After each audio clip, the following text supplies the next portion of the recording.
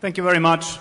Mr. Governor, distinguished guests. Senhor governador, prezados hóspedes, prezados convidados, senhoras e senhores, onde tivemos economistas falando perceptivamente e eloquentemente sobre fóruns alternativos de arquiteturas econômicas. Hoje eu vou tratar da questão sobre o terreno de estratégia política e no qual temos que trabalhar as alternativas de administração e de opções. Vamos falar sobre a posição da União Europeia, especificamente dentro desse contexto e, em especial, em referência aos Estados Unidos e à hegemonia americana. E uma coisa, obviamente, uma característica muito distinta da crise atual, e isso é o fato de que agora nós temos uma moeda comum na Europa. E isso traz a questão à tona de quais são as implicações para o equilíbrio de poder que vai trabalhar a reconstituição da ordem econômica e as conversas em cima disso. E existe uma sabedoria convencional que surgiu dentro do campo de relações internacionais, que eu acredito que seja emblematicamente capturada pela conferência, pelo secretário de Assuntos Internacionais, Charles Crispin, nos Estados Unidos. Mas não foi o que colocou esse argumento. Mas ele argumenta que a Europa está chegando no estágio global. Agora que o único mercado foi acompanhado por uma única moeda, a Europa tem o peso coletivo em questões de finanças e comércio comparáveis ao dos Estados Unidos.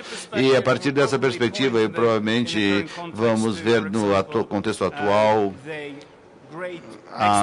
o grande músculo exportador da Alemanha, a balança de pagamentos com um superávit de 260 bilhões de dólares, sendo mais ou menos igual da China em relação aos 700 bilhões de dólares do déficit da balança de pagamentos dos Estados Unidos. Quando nós examinamos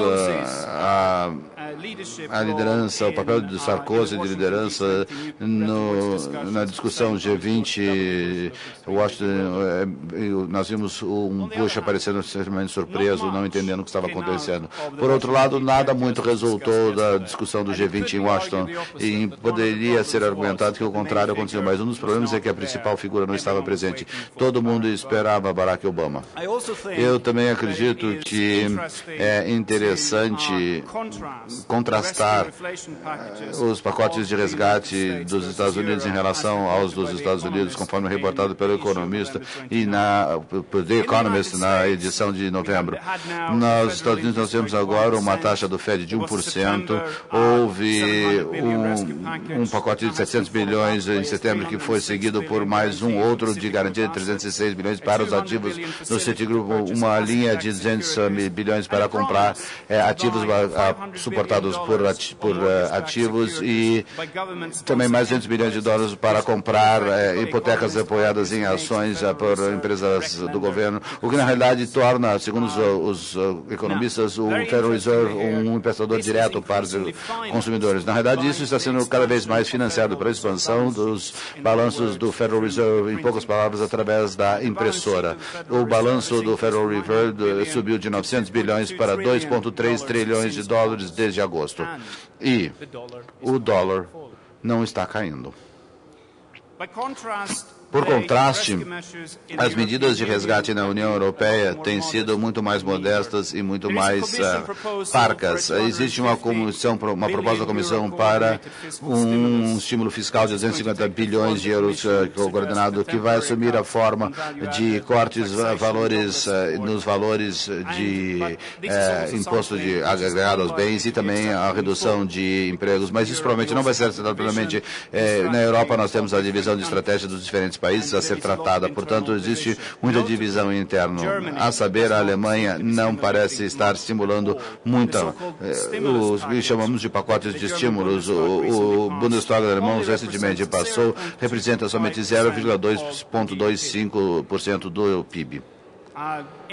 Além disso, sim, o pacto de crescimento e estabilidade pelo menos teve que ser suspenso. A Comissão Europeia vai dizer que nós não vamos ir atrás de vocês se vocês trabalharem num déficit acima de 3%. Por outro lado, as regras da ECB, isso está nos jornais de qualquer maneira, permanecem as mesmas, o que proíbe que os bancos centrais europeus emprentem diretamente para agências públicas. E o Banco Central Europeu tem preocupações com os cortes de juros, mesmo nessas, por exemplo, o Lorenzo Binimadi, que está no Conselho, diz que cortar as taxas de juros pode ter um impacto negativo na confiança e limitar as opções futuras. E é aqui que eu chego ao meu principal argumento, que eu vou declarar de uma maneira breve.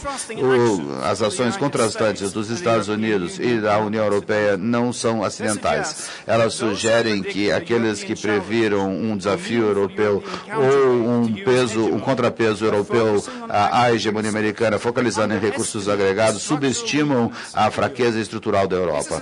E isso é uma fraqueza estrutural que é inerente no fato de que, muito mais do que contestar aos Estados Unidos ou a Alemanha, a União Europeia foi construída em cima de uma arquitetura global financeira que nós chamamos de regime de Wall Street Dobbs, que sistematicamente favorece os Estados Unidos. E, além disso, os negócios europeus foram diretamente implicados, os negócios europeus e transnacionais foram diretamente envolvidos nas estruturas sociais americanas, e o que dá aos Estados Unidos a capacidade excepcional de converter dívida em acúmulo de capital, e através disso age de uma maneira autolimitante na União Europeia, e que não é constitucionalmente compatível com os compromissos europeus entre capital e trabalho. E o resultado disso na Europa, antes da crise financeira, tem sido a estagnação econômica no mercado europeu e um desenvolvimento desigual e uma tendência em direção a uma desunião europeia dentro da sociedade e entre os países-estados, o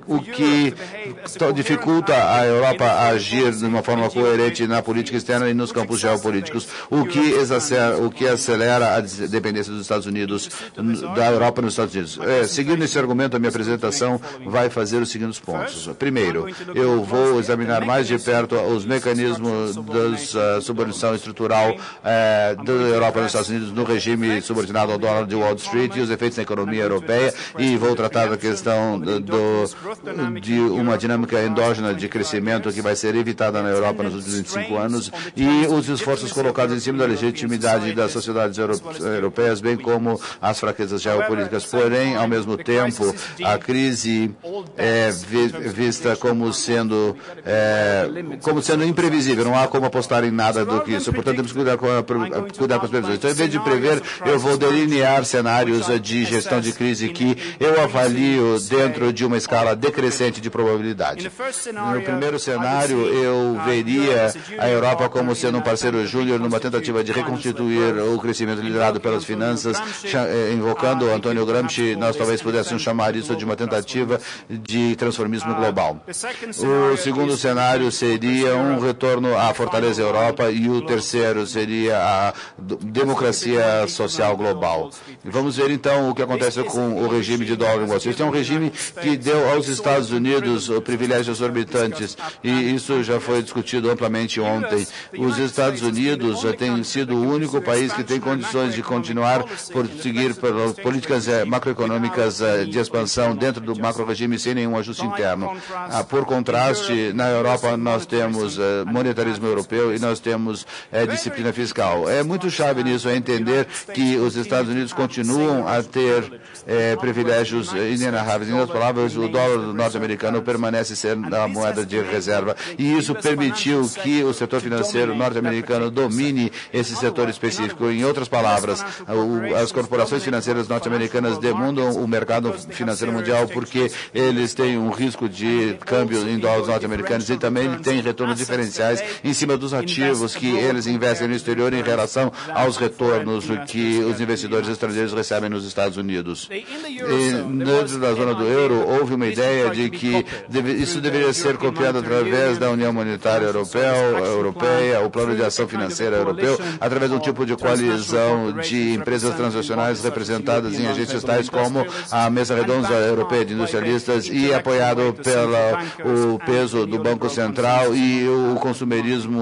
o consenso neoliberal entre os economistas. Mas o que é importante saber é que não existe nenhum centro financeiro equivalente na zona do euro e que possa ser conectada a políticas macroeconômicas através de alguma coisa equivalente como o título do Tesouro norte-americano. Esse é um argumento que foi feito com muita força pelo realista chamado Benjamin Cohen, argumentando que existe um viés anticrescimento dentro da área econômica da União Europeia. E o que eu acho que é mais importante ainda é como isso se encaixa em termos das instituições sociais embutidas dentro da economia europeia. Como resultado de importar essa dinâmica financeira, a União Europeia tem, de certa maneira, estado em guerra com ela mesma.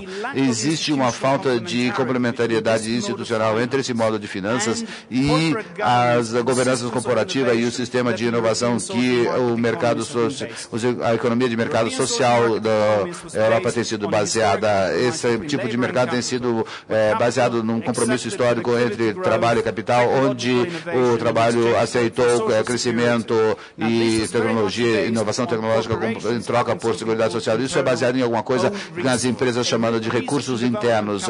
A capacidade de pesquisa e desenvolvimento que poderia dar aos trabalhadores uma garantia de salários mais altos através de produção mais eficiente no longo prazo.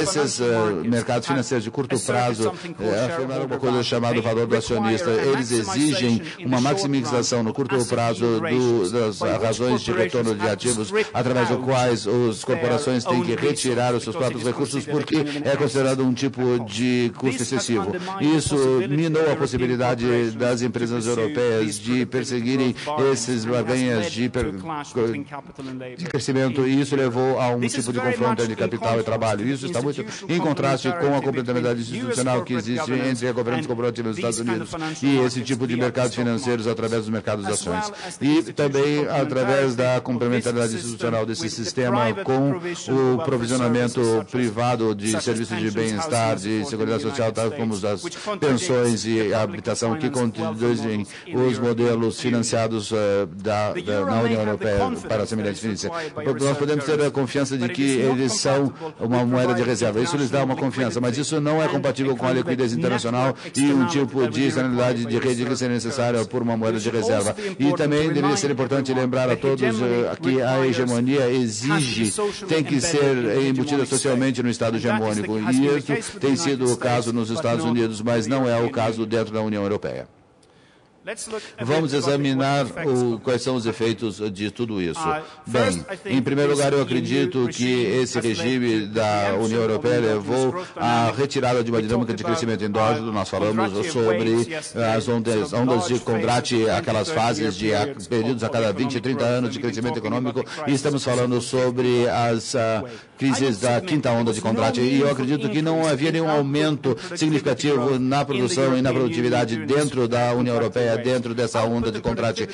O crescimento de produção e produtividade permaneceram nos mesmos níveis de 1970, portanto, de certa maneira, é justificado falar sobre uma falha sobre a decolagem da União Europeia. Eu acredito que tem a ver com a retirada do efeito Caldo-Fredon, que isto é a demanda estável que é necessária para facilitar investimentos adequados em produtividade. Agora, além de tudo isso, tem havido uma desunião dentro dos Estados-membros individuais. Mesmo dentro da zona da Europa, mesmo que elas estejam estagnando em nível agregado, em momentos diferentes, Estados individuais, pequenos Estados podem ser relativamente bem-sucedidos. Portanto, na década de 90, no início, através de orientação para exportação, a Holanda foi bem-sucedida. Depois, no final da década de 90, a Finlândia e Suécia, e agora a Alemanha acabou de passar por um período que parece ser mais bem-sucedido em crescimento orientado para exportação, mas de modo geral a zona do euro é uma zona de estagnação. E o que é mais? Devido a esses sucessos diferenciais de estratégias orientadas para exportação, existe um problema de ação coletivo. Os Estados europeus não conseguem se reunir de modo a fazer alguma coisa coletivamente sobre essa situação, ou pelo menos não tiveram condições de fazer isso até agora. Agora, essa minar da produção e produtividade foi alimentada para o sistema de seguridade social, levando a necessidade de um entrincheiramento do Estado de Seguridade Social e também em termos de uma política fiscal mais adequada. E isso não foi preparado, essas novas normas neoliberais não foram preparadas estrategicamente na sociedade. Como resultado, existe uma crise na representação na Europa. Nós vimos uma redução muito ampla do efeito dos direitos e uma atenuação do sistema pagar à medida que você vai vivendo, que são os acordos cristãos e social-democráticos que devem proporcionar proporção entre o que você coloca no sistema e o que você pode garantir que você vai retirar dele. Agora, esse é um sistema que está sendo cada vez mais violada sem a legitimidade, o terreno ter sido legitimamente preparado para tanto. E isso gera uma dificuldade muito forte para os principais partidos cristão-democratas e social-democratas, porque isso fundamentalmente contradiz as suas normas, que ideologicamente ainda estão agarrados. E essa crise de representação no vácuo que foi gerado por isso, nós vimos um crescimento do populismo de direita na Europa. Exemplos vêm de Silvio Berlusconi na Itália, é claro, você tem Gerhard Haider na Áustria, mas esses são todos muito surpresos, por exemplo, Pinford na Holanda e partidos desse tipo. Na Bélgica, nós estamos vendo o crescimento do Bloco de Flanders, que coloca a existência da própria Bélgica em risco. Isso gera uma fraqueza geopolítica. A Europa não usa poder militar para garantir o suprimento de energia na Eurásia. Por isso você não pode ter uma expansão econômica sem esse tipo de coisa. A Europa não está tendo condições de perseguir uma estratégia militar independente, portanto se torna mais dependente ainda dos Estados Unidos. E é claro, tem havido oposição nominal à oposição americana. Acho que isso são apenas tentativas esporádicas de mostrar a legitimidade do que está acontecendo em casa, ao invés de ser uma estratégia de contra. Por exemplo, Gerhard Schröder vence a eleição ao se opor à invasão do Iraque há 5 anos atrás, mas por outro lado, os alemães depois comprometem com mais tropas no Afeganistão e os serviços de segurança trabalham com a segurança dos voos, mas essa crise interna de legitimidade dificulta ainda mais mobilizar uma estratégia coerente de contrapeso, porque a base doméstica não existe e é muito difícil coordenar isso internamente. Nós vimos, por exemplo, a discordância entre a França e a Inglaterra sobre a guerra no Iraque e assim por diante. Muito bem, vamos agora chegar aos cenários que estamos tratando das crises. Eu acredito que, pelo menos no curto prazo, dentro do contexto dessa fraqueza europeia, o cenário mais provável é que a Europa continuará a perseguir uma parceria em caráter júnior, na forma de reconstituir o crescimento liderado pelas finanças que nós tivemos antes. E acredito que Gordon Brown, no Reino Unido, representa isso, mas também acredito que vai além dele também. E a regulação, digamos, o que nós chamamos de regulação dentro desse contexto, na realidade quer dizer sanitizar as dívidas podres e fornecer supervisão para poder garantir que as maçãs estragadas não saiam incólumes.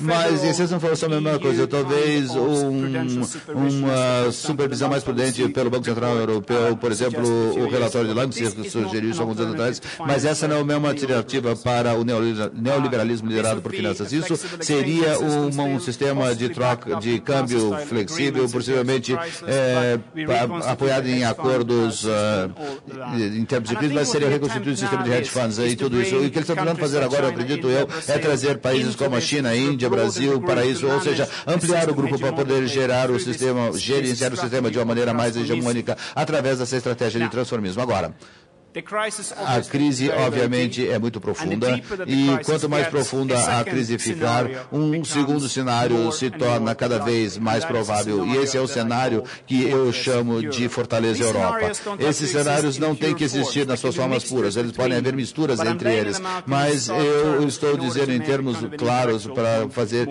isso de uma forma de deixar o meu ponto intelectualmente mais claro. São tipos ideais, digamos assim. Agora, dependendo da profundidade da recessão e mesmo os efeitos dela na Europa, nós poderíamos ver um retorno a protecionismo europeu, pelo menos em termos do que nunca foi embora totalmente. Eu veria como os spreads das negociações de títulos na zona do euro, eu veria o efeito diferencial na frente de recessão e nós começamos a ver coisas que estão aparecendo, como, por exemplo, a demanda para exceções para regulamentação administração de auxílio estatal dentro da União Europeia e alguns especificamente, eu acredito, Itália e França passaram para a ideia de fundos europeus para poder suportar empresas europeias para recuperar suas prestações. Eu tenho uma ambivalência em relação a esse cenário. Por um lado, eu acredito que pode muito bem cair em terreno fértil na forma de uma situação política com o populismo de direita, onde isso é muito forte. E nós podemos ver variantes paroquiais, nacionais, muito fortes disso, e acredito que isso ameaça as próprias regras da União Europeia. As regras da União Europeia podem, como foi dito claramente anteriormente, podem ser estúpidas em termos do Pacto de Crescimento e Estabilidade. Ele não disse isso sobre o auxílio estatal, mas todo o resto. Mas isso, na realidade, é pressionar demais essas regras. É possível que surja algum tipo de desintegração nacional. É uma possibilidade que ocorra, e acredito que tudo isso seja muito perigoso. Mas, por outro lado, nós também poderíamos imaginar o tipo de nível de versão do euro, da fortaleza Europa, com ímpeto para mais governo fiscal na frente fiscal, e agora também devido ao fato dos custos já terem sido internalizados em função da crise, talvez haja uma tendência para as empresas europeias e os bancos a voltarem para as suas economias de mercado social que eles tinham e o tipo de relacionamento gerado por isso. Isso gera um tipo de possibilidade diferente. Mas também aqui eu acredito que para os sistemas internacionais existem perigos, porque nós podemos nos encontrar numa situação semelhante àquela que Charles Kindleberg analisou no período entre as guerras, no qual nós temos duas moedas rivais, onde o euro não é forte o suficiente para assumir a liderança, mas o que faz é fornecer uma saída dos dólares americanos, e nós também não temos condições de gerar uma ordem financeira internacional com base no crescimento liderado pelo crescimento dos Estados Unidos. Isso me traz a urgência do menos politicamente provável, mas para mim muito mais atraente a alternativa social-democrata. Em termos da economia, e eu estou ficando sem tempo aqui, muito foi falado de uma maneira mais competente do que eu poderia ter dito hoje, foi dito ontem pelos economistas, e a pergunta que eu tenho é se o G20 poderia ser um fórum onde países do terceiro mundo tocariam na União Europeia, empurrando-a de volta para uma forma de direção social-democrata. Isso é algo que poderia funcionar bem com os pesquisadores ou com o impulso do partido de esquerda da Alemanha, que é demonizado dentro da Alemanha, mas pode ser semelhante ao Partido Verde nas décadas de 70 e 80. Ele vai fornecer um catalisador para os partidos estabelecidos para reagirem a isso, ao se engajarem dentro de uma estrutura mais social-democrata. Por exemplo, o SPD tentando reagir à esquerda de modo a obter ganhos eleitorais. Essa é uma possibilidade que poderia funcionar junto com um novo discurso dentro do G20. Certamente existem necessidades para isso dentro da União Europeia. Eu acredito que existe um caso forte a ser feito para os gastos sociais subindo a níveis escandinavos na parte oeste da União Europeia, de modo a tratar a quebra das famílias tradicionais, um aumento na taxa de participação da mulher na força de trabalho, que gerou uma crise de reprodução, onde existe uma necessidade para seguro de paternidade, onde existe necessidade de cuidado para as crianças, esse tipo de coisa. Uma situação clássica onde um consenso em cima da expansão do estado de bem-estar poderia ser criado. Também podemos examinar investimentos em infraestrutura ambiental. Certamente a Europa tem, o oeste europeu tem problemas sociais e problemas geoestratégicos em comparação ao leste e à América do Sul e do Norte para necessitar de uma estratégia do tipo Plano Marshall.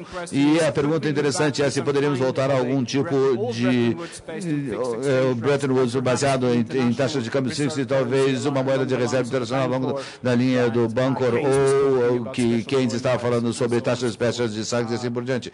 E economistas têm muito mais interesse em coisas que precisam fazer sobre esse tipo de coisa, mas dado os perigos da situação atual, isso é algo que nós realmente deveríamos perseguir. Muito obrigado.